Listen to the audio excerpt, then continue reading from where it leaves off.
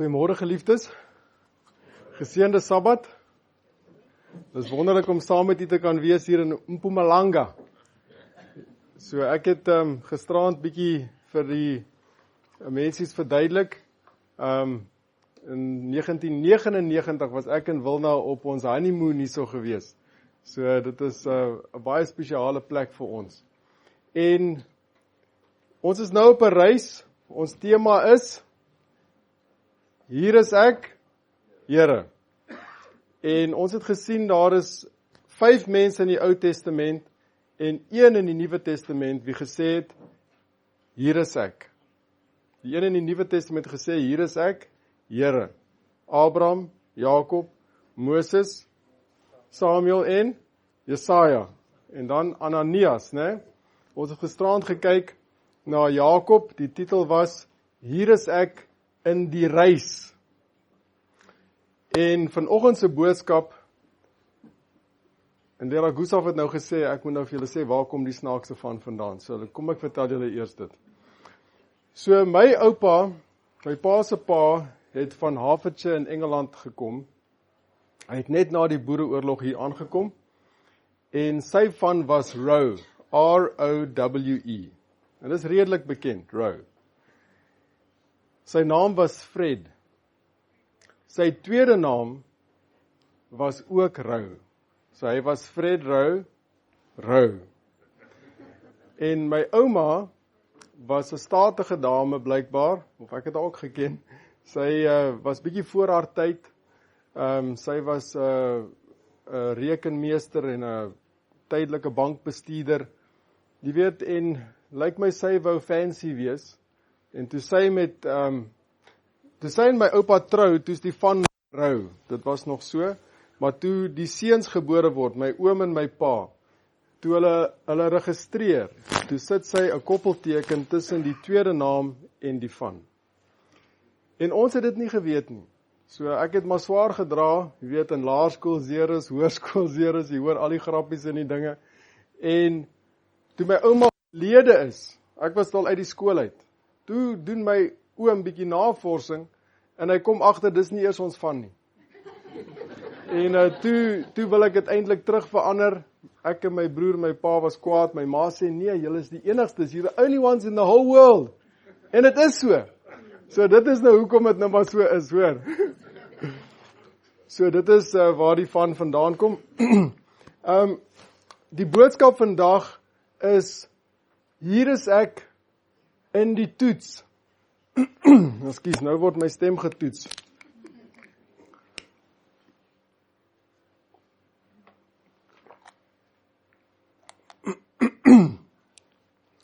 Hier is ek in die toets. Kom ons bid saam. Liewe Here, ons sê vir U dankie dat ons saam kan wees op hierdie Sabbatoggend in die natuur. Dankie vir U woord in ons midde en ons wil vra, Here, dat U asseblief spesiaal met ons elkeen sal wees. In Jesus naam, amen. Wie van u is al getoets? Ek dink ons almal is al getoets, né? Ons is getoets op skool, op universiteit, werk, sê maar wanneer jy jou toets moet skryf. Maar ons is ook getoets op ander vlakke, né? Getoets, wie kan vir my sê, wat se toets is daar? Geduld, reg? Wat nog? Selfbeheersing. Eerlikheid. Vergewensgesindheid. Karakter. So dit is 'n daaglikse toets, is dit nie waar nie? En dalk het julle al gehoor, maar hierdie laaste jaar was nogal vir ons 'n toets op verskillende vlakke. Op die 4de Julie laas jaar, toe brand ons huis af. 4 dae later, toe sterf my skoonma. En 'n jaar later, toe brand ons motorhuis af met 'n klomp van ons goed. Daar was nog nooit brande in ons familie nie. Nog nooit nie. En in 1 jaar 2 brande. En dit is 'n toets. 'n Toets van jou geloof. En maar ek dink die toets wat uitstaan op menslike vlak is een wat ons vanoggend na gaan kyk. Dis opgeteken in Genesis 22. Genesis 22. So blaai asseblief in die Bybel na Genesis 22. Ons lees vanaf vers 1. Na hierdie dinge het God Abraham op die proef gestel en aan hom gesê, Abraham. Onthou wat gisterand wat ons gesien het? Die eerste keer was Jakob. En toe die tweede keer, Jakob. Onthou julle? Nou is ons Abraham. En hy antwoord, hier is ek. Wat beteken daar hier is ek? Dit beteken, ek is beskikbaar om u wil te doen. Amen. So dis eintlik sê die naam. Here, ons is beskikbaar om u wil te doen. Toe sê hy, neem jou seun, jou enigste, wat jy lief het. Isak, kan julle sien, is amper soos 'n masjiengeweer. Neem jou seun, jou enigste, wat jy lief het, Isak, en gaan. Onthou julle wat ons gesê het van, na daai opdrag, né? Of hier is ek, dan kom die opdrag om te gaan. Na die land Moria en offer hom daar as brandoffer op een van die berge wat ek jou sal aanwys. Omtrent 80 kilometer van daar af wat hy nou moet reis. Daarop het Abraham die môre vroeg, kan julle sien, hy het nie geaarsel nie, hierdie is baie belangrik, hy het nie getalm nie, hy was nie soos Lot nie. Vroeg klaar gemaak en sy esel opgesaal en 2 van sy dienaars en sy seun Isak saam met hom geneem. Ek wens ek het die tyd gehad om uit die gees en profesie met julle te deel, daai oggend wat alles gebeur het. Hy het na sy seun gaan kyk, hy het so rustig geslaap, soos 'n jong mens, jy weet hulle slaap so vas. En hy het gedink, moet hy nou vir Sarah gaan sê van hierdie storie. Toe besluit hy gaan nie, want hy was bang, sy gaan keer.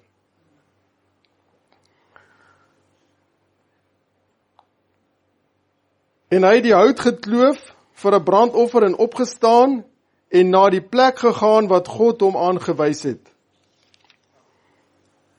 Nou wat het in daai 3 dae gebeur? Want dit sê op die 3de dag. Kan julle sien by vers 4, op die 3de dag. So, dit korreleer nou met daai 80 kilometer, dit was 'n 3 dag reis, en in die Bybel, baie keer die 3de dag, is waar die deurslaggewende ding gebeur. Ons weet dat Jesus het op die 3de dag opgestaan, so die 3de dag is belangrik in die Bybel. Nou, in daai, so dit was daai eerste dag, daai aand, toe die dienaars, die donkie en die seun slaap, toe was Abraham in gebed. Volgende dag gereis, daai aand weer, het hy nie geslaap nie, hy het gebid. So jy kan sien, daar's baie gebed hier betrokke. En hy het gehoop om die Here se stem te hoor en dat God sal sê, dis genoeg. Maar hy het dit nie gehoor nie. Op die 3de dag, onthou die Here het gesê, hy gaan vir my teken wys. Toe sien hy, daar bo Berg Moria was daar 'n wolk. En toe weet hy, dis die plek waar hy die kind moet offer. Wat het die Here al vir u gevra om te offer? Weet jy, vir party van ons is dit moeilik om tyd op te offer vir die Here. Vir party mense wat wat gegaan het al, is dit moeilik om die Sabbat op sy te sit. Nee, ek werk net 1 Sabbat 'n maand of elke 2de week. Wat van God se 10de? Wat van daai huweliksbelofte wat ons gemaak het? Was ek bereid to forsake all other? Amen. Op die 3de dag, toe slaan Abraham sy oë op en sien die plek van ver af. En Abraham sê aan sy dienaars, bly julle hier met die esel. Ek en die seun wil daarheen gaan om te aanbid en dan na julle terugkom. Nou het Abraham 'n leuen vertel. Kyk, hy het mos voorheen al in sy lewe gelieg, né? Julle weet mos. Hy het al gelieg. Meer as een keer. Het hy hierdie keer gelieg. Ek wil hê julle moet sien dat hierdie hoofstuk gaan nie oor Isak nie. Dit gaan oor die geloof van Abraham. Julle sal sien, hy is prominent in die verhaal. En daar het iets gebeur in Abraham se lewe, en in Engels sal hulle sê, he's the father of the faithful. Nee? Dit is waar Abraham eintlik nou sy posisie inneem, as die hoof van die gelowiges. Daar op daai berg Moria. So ek wil hê ons moet vinnig kyk na Hebreërs hoofstuk 11. Dis die geloofshoofstuk in die Bybel.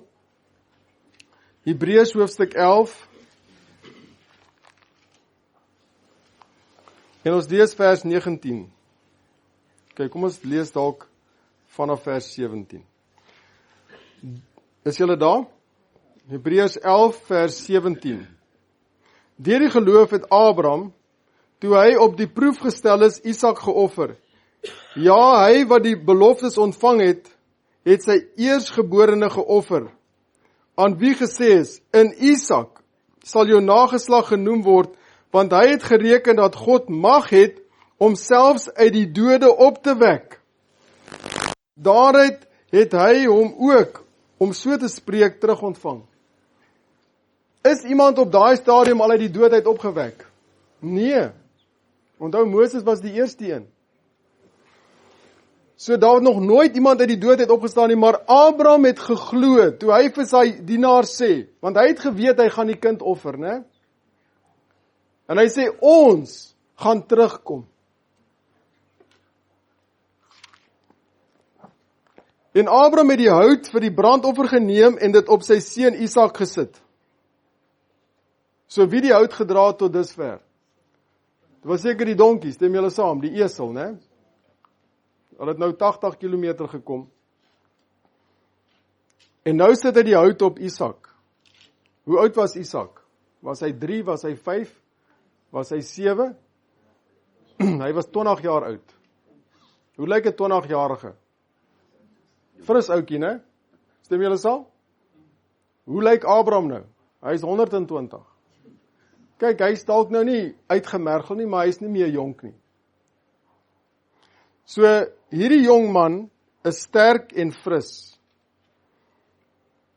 So, Abraham sit die hout op Isak en die vuur en die mes in sy hand geneem. So het hulle twee dan saamgeloop. Ek wil hê julle moet oplet op dit. So het hulle twee dan saamgeloop. Toe spreek Isak met sy vader Abraham en sê, my vader. Die Gees en Profesie sê dat daai woorde het Abraham se hart deurboor. En hy antwoord, hier is ek, my seun. En hy sê, hier is die vuur en die hout, maar waar is die lam vir 'n brandoffer? Kyk, hy het groot geword, saam met sy pa se geloof, en gesien hoe sy pa gaan offer op daai altare wat hulle gebou het oor die jare. En hy weet, die sentrale element van hierdie aanbidding is 'n brandoffer. Want hy kan sê, hier is die vuur en die hout, maar waar is die lam? So daai vraag echo eintlik deur die eeue, eintlik deur die millennia, en daar langs die Jordaan het Johannes die Doper vraag geantwoord. Wat het hy gesê? Daar is die lam God wat die sonde van die wêreld wegneem. Maar Isak is die een wat vra, waar is die lam? En Abraham antwoord. Nou ek wil vir julle sê, ek glo, hy het dit onder die leiding van die Heilige Gees gesê, wat hy hierso sê. God sal vir homself die lam vir 'n brandoffer voorsien, my seun. So het hulle twee dan saam geloop. Die Bybel sê dat twee kan nie saamloop behalwe as hulle saamstem, né? So hulle was saam in die geloof, hierdie pa en seun, en ek wil vir julle waarsku, maak seker, wanneer u huweliksmaat kies, of wanneer u kinders 'n huweliksmaat kies, maak seker, hulle stem saam. Amen. Wanneer jy besigheid doen met iemand, maak seker, jy is nie in 'n oneweredige juk wat jy trek nie. Toe kom hulle op die plek wat God hom aangewys het. Toe hulle kom op die plek wat God hom aangewys het, het Abraham daar die altaar gebou en die hout reggelê.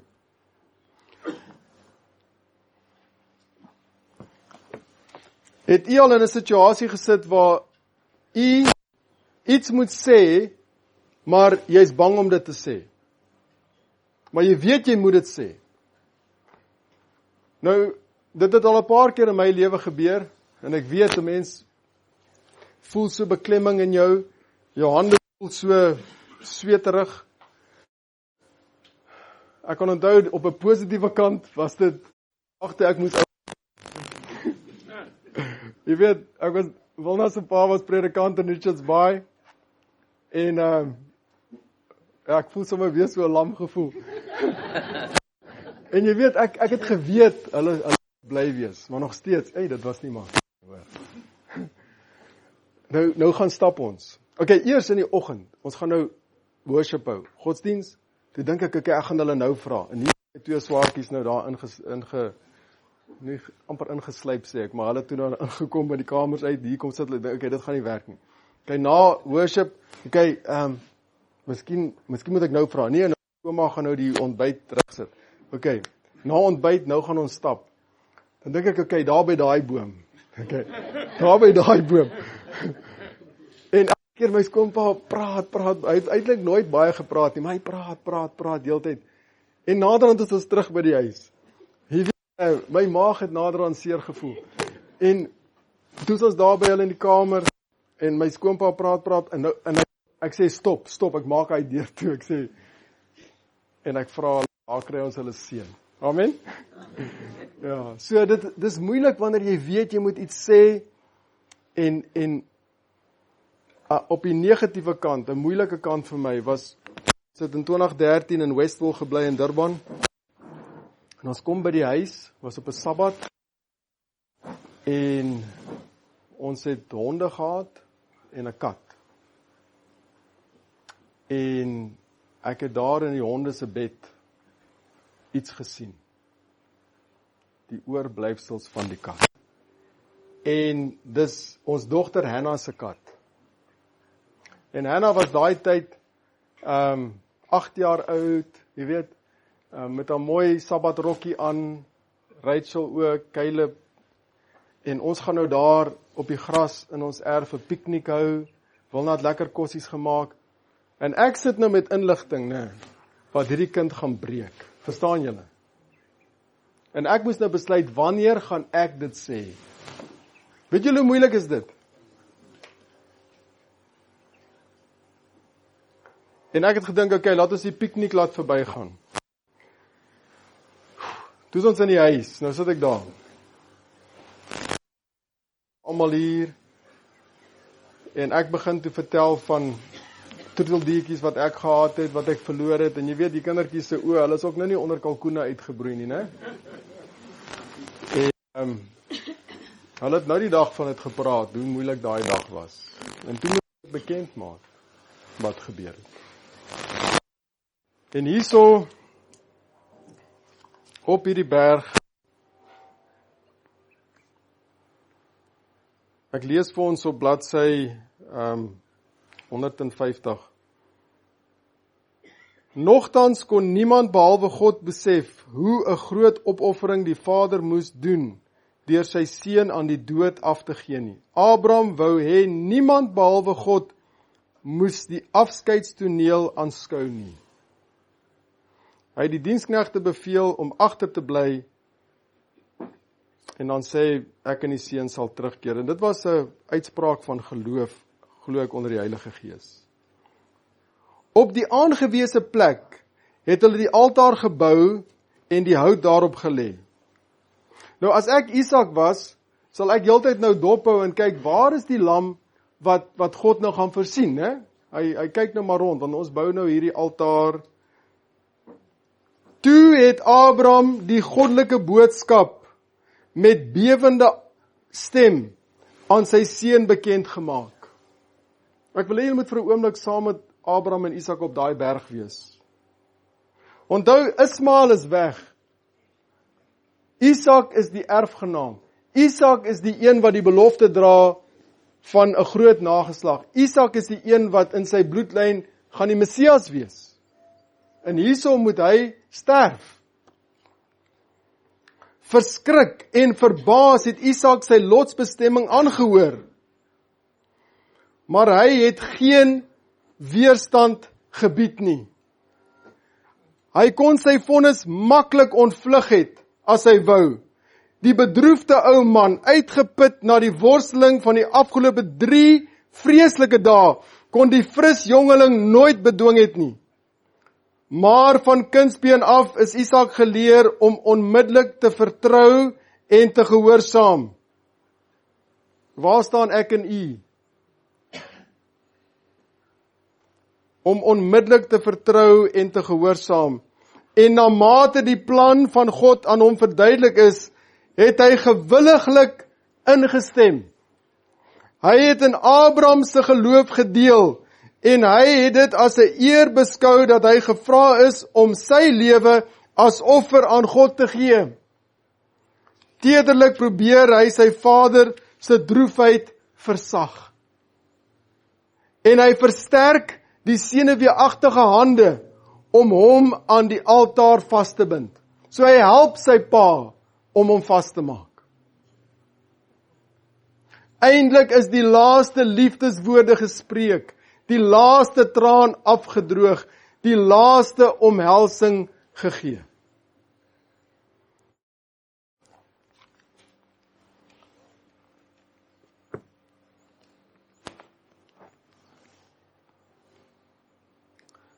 Vers 9, daarna het hy sy seun Isak gebind. Dis die enigste keer in die Bybel waar 'n offerdier of in Engels sal sê victim, so 'n slagoffer gebind word. Enigste keer.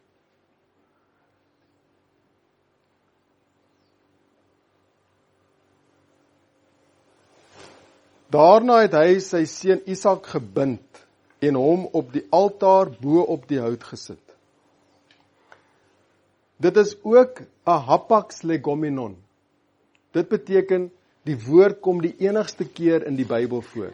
Net een keer. 'n Hapax legomenon. En dit is die woord akedah.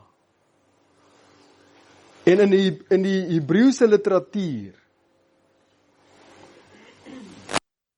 hulle van akedah, the binding.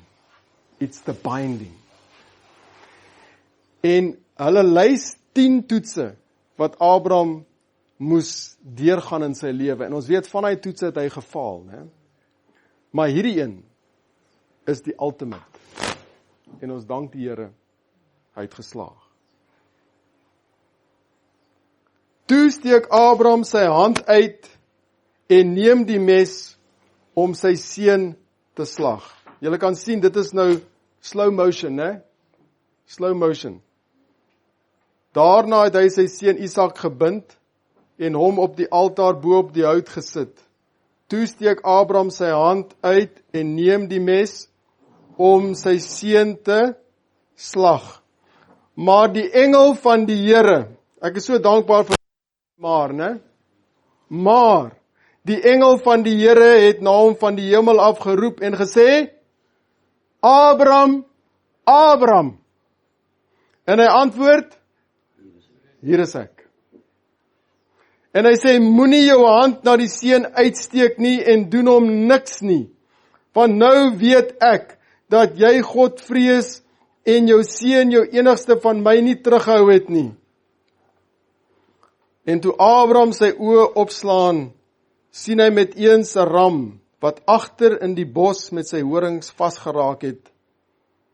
En Abraham het gegaan, en die ram geneem, en as brandoffer in die plek van sy seun geoffer. So na die eerste keer was Abraham, hier is ek, hy gaan na die land Moria. Tweede keer, Abraham, hier is ek, en hy gaan, en hy haal die ram. En gisteroggend, die kar was bietjie vol stof, en ek besluit, ek gaan hom daarom bietjie was, voor ek hier na julle toe kom. En ek het daar onder 'n kareeboom, in Pretoria, toe was ek die kar. Terwyl ek daar is, toe dink ek, hoekom het Isak nie gesterf nie? Hoekom is hy nie geoffer nie? Ek weet, dit is seker 'n eenvoudige vraag, maar hoekom? Weet julle hoe? Want lank gelede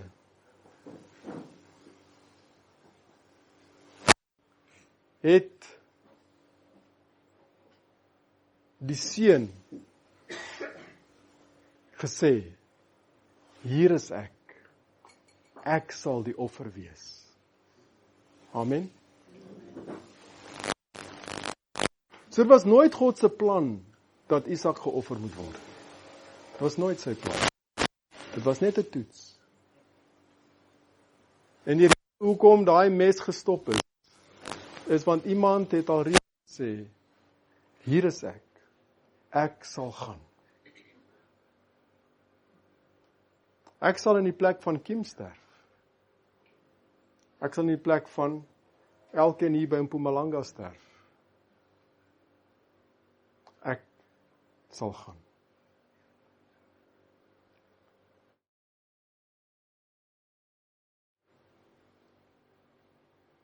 En dit was daar, op daai einste plek, toe Dawid die volk laat tel het, en hy moes toe kies, watter straf hy gaan vat. Onthou julle? Toe sê hy, laat ek maar eerder in die hande van die lewende God val, dat hy sal my genadig wees. En vir 3 dae was daai plaag oor Israel, en toe die engel, daai doodsengel oor Jerusalem kom, het Dawid daar 'n offer gebring, op Moria, op daai plek, by daai dorsvloer. En weet julle, die tempel is toe op daai plek gebou, op daai plek. En toe Jesus gesterf het hy naby aan daai plek gesterf. So dit is waar. Toe Abraham hierdie woorde gespreek het, God sal vir homself die lam vir 'n brandoffer voorsien. Ja, dis waar oor die ram daai dag, maar dit praat oor 'n groter offer, 'n groter lam wat voorsien gaan word.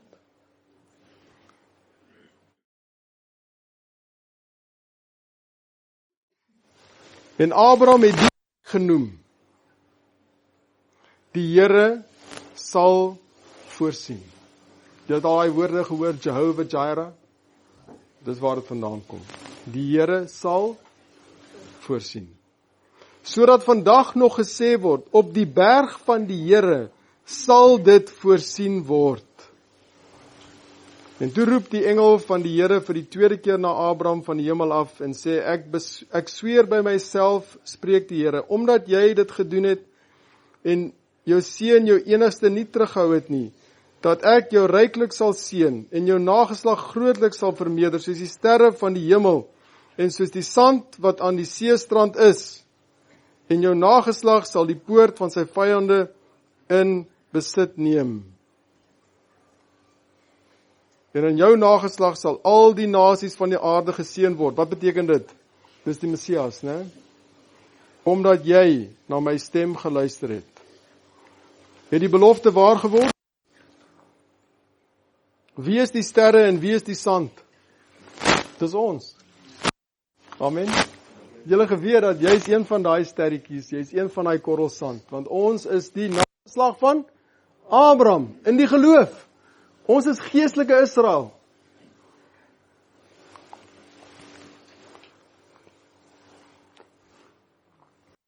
So ek wil graag 'n paar dinge met julle deel. Ek weet die tyd is min. Maar ek wil hê dat u ook moet kyk na u lewenspad en waar u getoets is, waar u beproef is. En daar is tye wat ons faal en daar's ander tye wat ons slaag deur die Here se genade. En as ek terugkyk op my lewenspad, iets wat vir my uitstaan, is daai plaas waar ons gebly het, die mense waar ons vermoor. Dit vat lank om die stories te vertel, maar die Here het te beïndruk, ons moet 'n kerk begin in daai gebied. Wat sê jy daarvan? Amen? Hulle wil ons doodmaak, ons gaan 'n kerk begin. En weet jy, daai kerk is nou nog daar.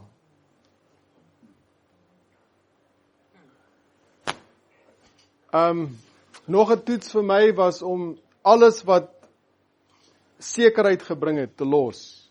My werk, die plaas, daai wat ek julle gisterand van die beeste, daai stoetkudde wat ons besig mee was, alles, die hele droom, die pensioen, die medies, die huis wat vir ons aangebied is, wat ons teen 'n baie goeie prys kon koop, alles het ons agter ons gesit en die onbekende betree en Helderberg toe gegaan. En jy dink hulle gaan vir jou rooi tapuit daar uitrol, né? Dit was alles behalwe. Jy weet, hulle het vir ons 'n kamertjie daar in die annex gegee, en as jy nog nie daar was nie, dan sal jy nie verstaan nie. En, maar daar was nog goed daar van 'n vorige student, wat hy nie meer wou gehad het nie. Dit lê nog daar in die plek, en dis ons plek waar ons moet bly. Toe vir 2 weke, toe bly ons daar in die girls dorm, en ons wag vir die woonstel om uitgeverf te word. So dit was 'n groot ontnigtering, want jy het nou net alles gelos, jy kom nou hier om vir die Here te werk, en dan is dit nie so wat jy verwag het nie. Het jy al so gevoel? Nee? Dis nie maklik nie. En 'n ander toets wat ons deurgegaan het, ek dink ek gaan julle dalk bietjie later van daai en vertel. 2001, Wilna se ouers, haar pa's te beroep om in Wallis te gaan bedien, en ons gaan kuier toe vir my skoonouers, en ons spaar op, en spaar op, en spaar op, en ons is so opgewonde, ons eerste oorseese vlug, inteendeel ons eerste vlug, en dan is dit nog oor see, en dalk ken julle al die storie, maar ons is daar by Heathrow lughawe, is ons gevange geneem, toegesluit en gedeporteer, en ons het al daai geld verloor.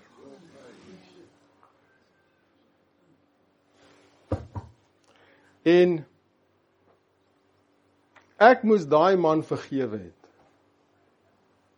wat dit gedoen het, en dit was nie maklik. En julle weet, nee, die Here het 'n wonderwerk gedoen. Ek wens ek het 'n week gehad om met julle te praat, né? Maar 3 maande later het die Here vir my 'n wonderwerk gedoen, en ek kon daai man van aangesig tot aangesig sien, en dit gebeur nooit nie. Dit was net na September 11, daar's anthrax bombs, daar's allerlei goed wat aangaan, en ek kon daai man toe ontmoet. Hy het uitgekom om my te kom sien. Ek kon net sowel hom doodgemaak, soos wat jy kon verwag het. En ek het hom 'n steps to Christ gegee.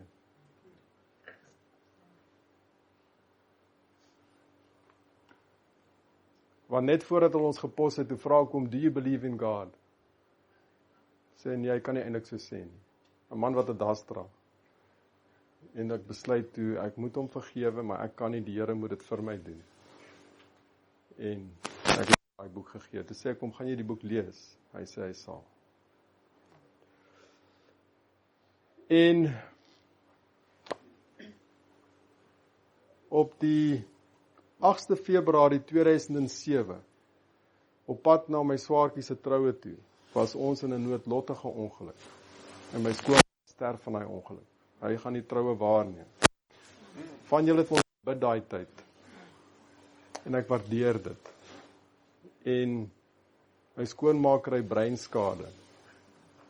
Sy was 50 met die tyd van die ongeluk. En daar, wil ek amper sê, het ek 'n geknakte riet en 'n rokende lampet geword. Want dit was 'n harde hou. En ek het besluit, ek is nie meer 'n predikant nie. Ek het daai voertuig bestuur, en Satan het daai hele ding op my gepak, en daar was mense wat ongelukkig ook deur Satan gebruik is, om dit baie swaar vir 'n mens te maak. En al wat ek kan sê, is dat dis die genade van God, dat ek voor julle staan vandag.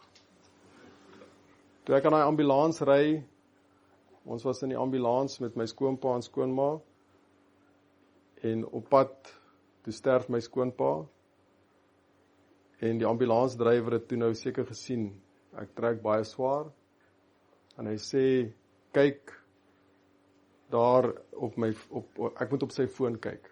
So ek vat sy foon, en hy kyk op die foon, hy sê, gaan na die gallery toe, gaan kyk daar's 'n foto, en dit is 'n wrak van 'n voertuig.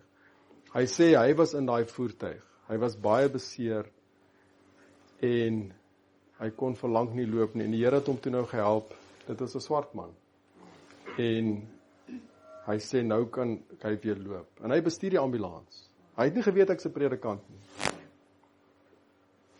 en hy sê vir my hierdie woorde, you must believe in the Creator God, sê vir my, ja, you must believe in the Creator God, en daai ICU in Bloemfontein, my skoonma was vir 7 weke in 'n koma, 9 weke in daai ICU, en sy het net agteruit gegaan, sy het 2 keer septisemia gehad, haar CO2 vlakke was vir dae, in die 90. Wat beteken dit? Beteken dit jy is dood, né? Verstaan, daar's nie 'n manier dat jy met 'n normale brein daar gaan uitkom nie. En ons het, die dokters probeer, jy weet, praat met, maar hulle vermy jou eintlik, hulle wil nie met jou praat nie. En, Ian, waar is Ian? Is hy hierso? Hier is Ian. Sy pa, dis nou my skoonma se broer, né? So Kobus het vir ons gesê, daar's niks van Hester nie. Hy kon niks herken van Hester nie. Daar was niks wat hy kon herken nie. Sy was so opgeblaas, opgeswel en onherkenbaar. En toe die dokter nou vir ons uiteindelik sê, kyk, ek sê, wat gebeur nou? Ons het nou net haar man begrawe, nou net. Sê vir ons wat nou hier gaan gebeur. Ons het gehoop, as ek kan sê hoop, dat ons nie 2 keer moet begrafnis hou nie. As ons moet begrafnis hou, kom ons begrawe al 2 gelyk. Maar om nou te begrawe en weer terug te gaan en dan weer terug te kom te begrawe, dit gaan baie swaar wees. En ons staan daar en die dokter sê, die organe gaan nou ingee. En Wilna begin huil. En 'n ICU suster, 'n Sotho vrou, kom vat vir Wilna so, en sy skud haar, en sy sê, you must not give up hope now. Your faith has carried us. Want ons besef nie, hulle het ook geloof nodig in daai ICU. Want almal om my skoonma het gesterf, 1000 aan jou sy, 10.000 aan jou regterhand, elke kom jy daar, 'n ander bed is weg. Sy is die enigste een wat oorbly. En sy was die ergste. Diffuse axonal injury, verstaan, gebreek van kop tot toon. Die neurone in haar brein het geskeur. En weet julle, sy skud ons. Sy sê, you don't give up now.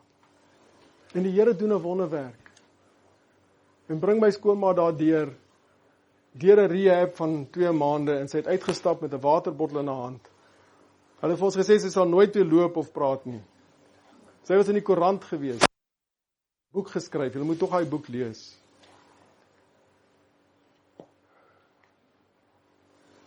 tye wat jy weet, daar's geen menslike hulp wat jou kan help nie. En in daai wagkamer van die ICU, het die Here vir my gesê, be still and know that I am God. Laat staan, weet dat ek God is. Ek weet nie wat u al deurgemaak het in u lewe, maar mag daai vers u help. Laat staan en weet dat ek God is. Ek het julle vertel van die beeste, né? My klein Kimpie, onthou julle vir Kimpie? Dit was my spaarbankie, my spaarparkie, dis 'n spaarkalf. En spaar jou hele lewe. En eintlik te verkoop ons die beeste. Ek het my deel gekry. En die Here wou eers seker maak dat ek vir hom sê ek sal vir hom werk voordat die beeste verkoop word. Anders kon ek die geld vir iets anders gebruik het. Maar toe gaan die geld af en ons kon op Helderberg bly. En ek moes toe ook die bakkie uitkoop wat die staat nou net vir my gegee het, 'n subsidievoertuig. En toe my pa die plaas verkoop, het hy vir ek en my broer elkeen net so oor 100 000 rand gegee. Nou, 100 000 is vandag nog baie geld, né? In daai tyd is dit basies jou vroeë erfporsie. Elkeen kry 'n bietjie en daar's dit. En my skoonma het iemand versorg daar in Wallis, so ou tannie. En sy het ekstra geldjie gekry en hulle het elke maand vir ons 100 pond gestuur. En dit het ons ook gehelp dra op Helderberg. En die einde 2003, toe sterf die ou tannie. So dis die einde van my 2de jaar. En toe bel my skoonouers en hulle sê hulle is baie jammer, hulle kan nie meer help met daai ekstra geldjie nie. Nou ek het nog 2 jaar om te gaan. Rachel was daai tyd al amper 'n jaar, kom ek sê, was 9 maande oud. Jy weet, daar's ekstra verantwoordelikhede. En net toe kom daar iemand, en ek is maar versigtig om te veel besonderhede te gee, maar hierdie persoon was 'n lid van ons kerk, en het gesê, hy het nou 'n besigheid begin, en hy soek mense om te belê, en hy het 'n baie goeie rentekoers beloof. En ek voel toe wel, ons het nou die inkomste, en ons vat toe, daai spaargeld wat ons gehad het, en ons gee dit toe nou vir die persoon. En elke maand het dit baie mooi uitgewerk, en ons kon my ouers help, en ons kon ander mense help, en ons kon self oorleef en sorg, en ons gaan, en vir amper 2 jaar het dit baie goed gegaan. Nou weet ek die graduasie kom nou, en ek wil nie die ou skop sê, jy weet, 30 dae kennis, dan kry jy jou beleid. En ek het dit toe paar maande kennis eintlik gegee en gesê, goed, ons kan soveel kry, soveel op die ou end, bly daar nou 'n stuk oor. So hy het elke keer dat hy betaal, beteken bietjie laat, maar toe kom dit, en nou die laaste maand se betaling was 100 000, wat nou moet terugkom. En die lorry laai ons goed op daar op Helderberg, en die geld het nog nie gekom nie, en ons ry daar weg, en om 'n lang storie kort te knip, maande gaan verby. Het was moeilik, want toe kom ek agter die man het 'n nuwe bakkie gekoop, en betaal ons nie terug nie, en ek het deur 'n baie erge worsteling gegaan. En die Here beïndruk my, ek moet die geld afskryf.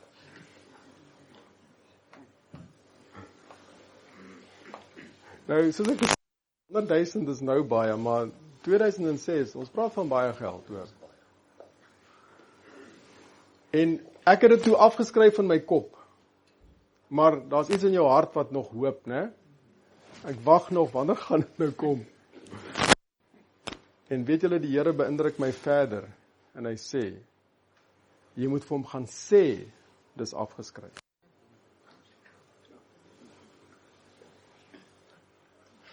En ek het toe soontoe gery, en ek het vir hom gaan sê, daai geld wat jy skuld, is afgeskryf. En die trane het gevloei. Ons het saam gebid. 2 weke later het die bank hom uitgeskit. So hy het toe bankrot gegaan. So die Here het vir my en daai nuwe bakkie is teruggevat. So die Here het vir my 'n kans gegee om iets te laat gaan voordat dit weggevat is. Hoor jy wat ek sê? Maar op die berg van die Here sal dit voorsien word. En die Here het ons nog nooit in die steek gelaat nie. So daai toets het gekom in omtrent die middel 2006, 'n paar maande later, toets ons aan daai verskriklike motorongeluk. En ek sou die assuransie op die kar uitneem wanneer ons terugkom van die troue af. So die kar is geassureer nie, die kar is weg. Ek is 'n predikant, ek het nie 'n kar nie, so dit wil sê ek kan nie meer werk as 'n predikant nie. Dit het my gepas want ek het myself afgeskryf. En nou sit ek met, weet ek.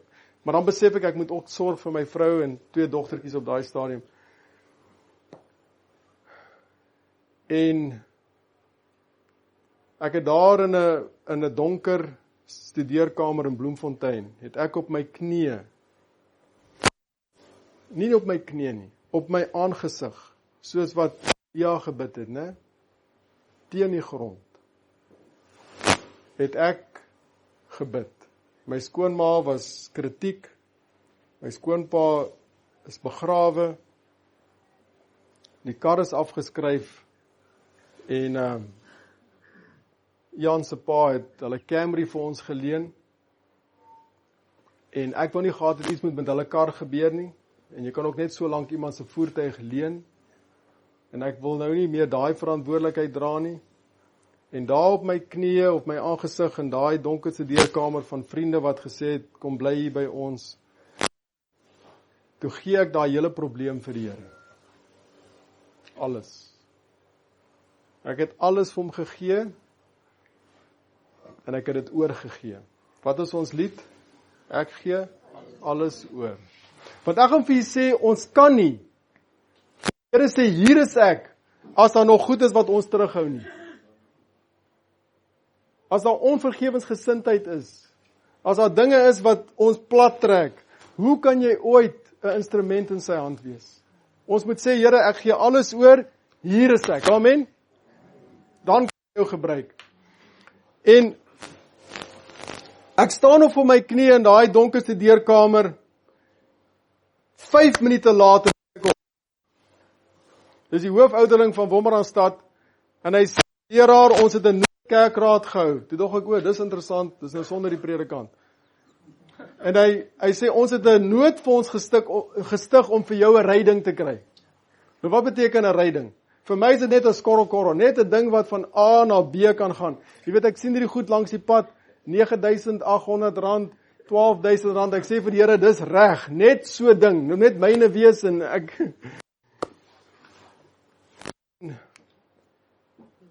So ek het toe besef, terwyl ek gebid het, was daai vergadering al reeds aan die gang.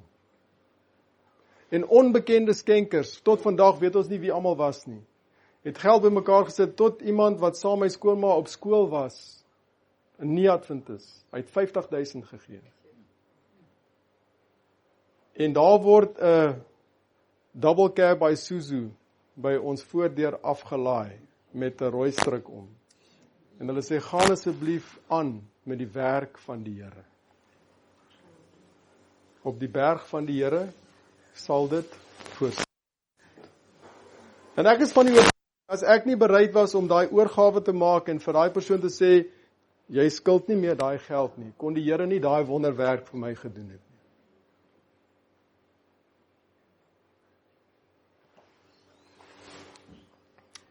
Ek wil vandag vir u daai versekering gee.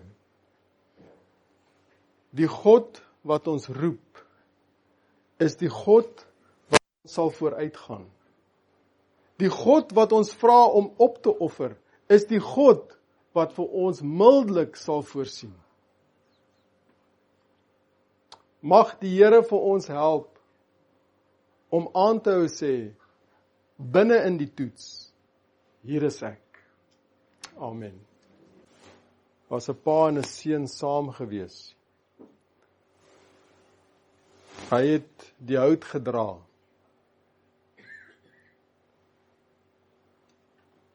Maar daai dag was daar nie 'n stem wat gesê het, stop. En omdat Jesus homself gegee het, daarom hoef ons nie te sterf nie. Maar ons word gevra om onsself te gee as lewende offers vir hom, om in sy diens te staan.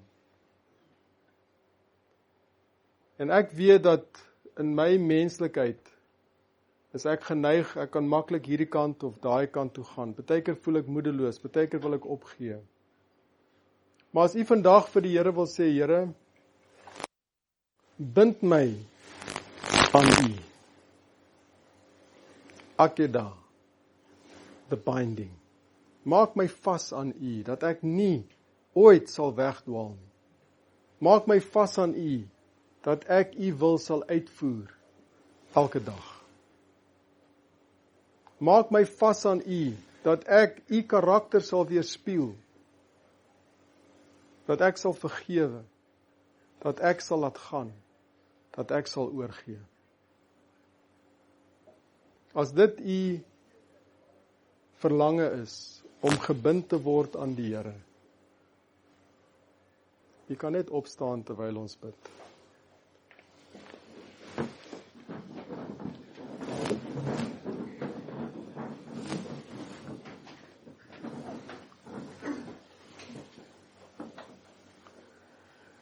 Heer, ons wil vir u dankie sê, dat u die lam voorsien het. Dankie dat ons sondes aan die kruis betaal is. Dankie dat alles voorsien is vir ons, selfs die hiernamaals. Vandag wil ons vra, Here, bind ons aan u asseblief. Maak ons vas aan u, dat ons nooit sal afwyk van u nie. Help ons om daai oorgawe te maak. Dis ons gebed in Jesus naam. Amen.